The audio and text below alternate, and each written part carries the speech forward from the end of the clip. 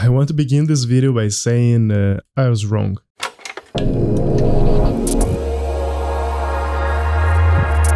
A week ago, I made a video estimating the size of Night City using the coordinates from the photo mode trailer.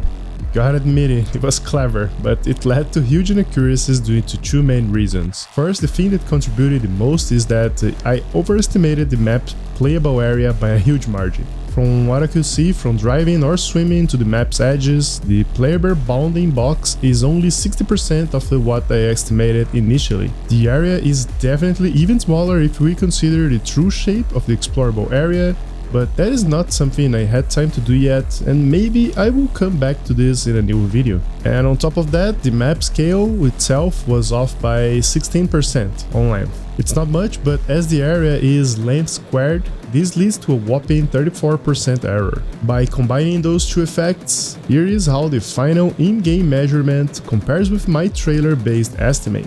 I guess you may be wondering, well, if you got it wrong once, how can I be right now? And that is a valid point here. So based on the constructive and I feel not so constructive feedback on my last video, I double checked the main concerns you guys voiced in the comments. The whole measurement is based on the XYZ coordinates from the photo mode, right? As some of you pointed out, what guaranteed that those numbers indicate coordinates in meters? Honestly, I just took it for granted in my last video, because what else could it be, right? For this video, however, I made sure that those numbers mean something. First, I used the waypoint markers to assess if they agree with the camera coordinates, and yes, they match exactly what you would expect, considering the distance traveled. And to rule out the possibility of this being wrong entirely, I even measured our character V using those coordinates, and he is about 1.75 meters tall. Not bad at all.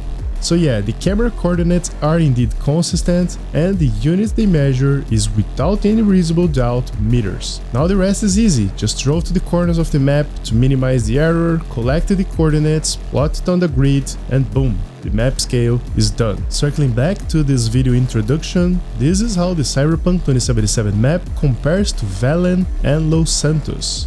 Oh, and before you write down that the dev said that the Cyberpunk map would be smaller than The Witcher 3, don't forget that Witcher 3 also have White Ochre, Skellige and Tucson, so there's a lot more than just Valen. Another thing to keep in mind is that the map of Cyberpunk 2077 is highly explorable.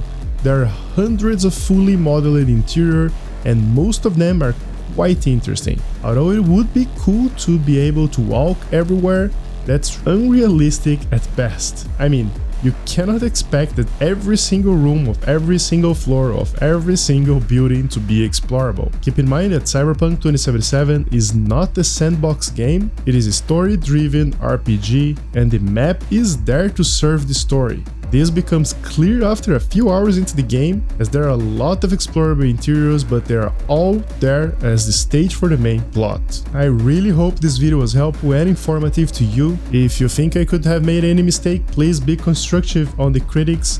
Maybe you don't agree with the results, but the math is there, it's solid, it's hard evidence. Let me know in the comments if you are enjoying the game so far. I am having a blast personally, even though lots of bugs and all, but the game is amazing. For all Cyberpunk 2077 related content, make sure to subscribe to the channel. As always, thank you so much for watching, and I see you next time.